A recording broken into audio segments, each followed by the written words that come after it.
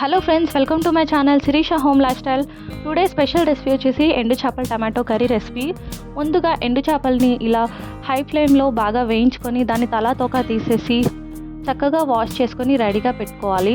ఇప్పుడు ప్రాసెస్లోకి వెళ్తే స్టవ్ ఆన్ చేసుకొని ఒక వెడల్పాటి గిన్నె పెట్టుకొని అది హీట్ అయిన తర్వాత 4 టేబుల్ స్పూన్ దాకా ఆయిల్ వేసుకొని, ఆయిల్ హీట్ అయిన తర్వాత 1 టీ స్పూన్ జీలకర్ర వేసుకొని అది చిటపట్లాడనివ్వాలి.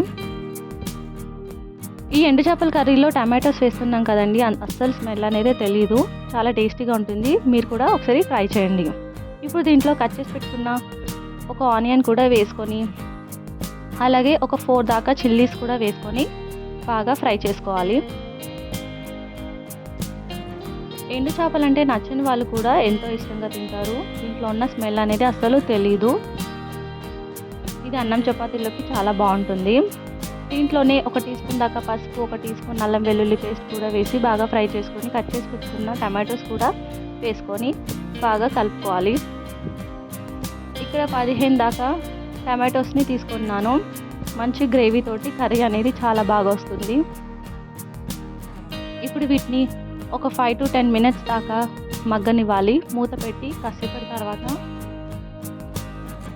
మూత తీసి చూసారు కదా, టమాటోస్లోంచి వాటర్ అనేది రిలీజ్ అవుతుంది. ఈ టైంలో 2 స్పూన్స్ దాకా సాల్ట్ వేసుకొని మళ్ళీ ఒకసారి కలిపి మూత పెట్టి మరి కాసేపు వీటిని కుక్ చేసుకోవాలి.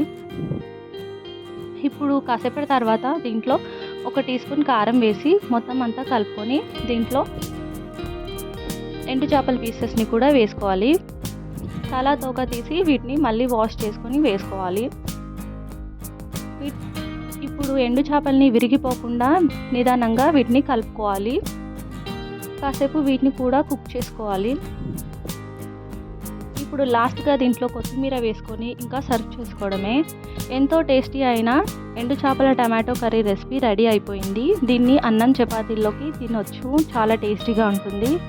దీంట్లో అస్సలు స్మెల్ అనేదే తెలీదు. మీరు కూడా ఇంట్లో ట్రై చేయండి.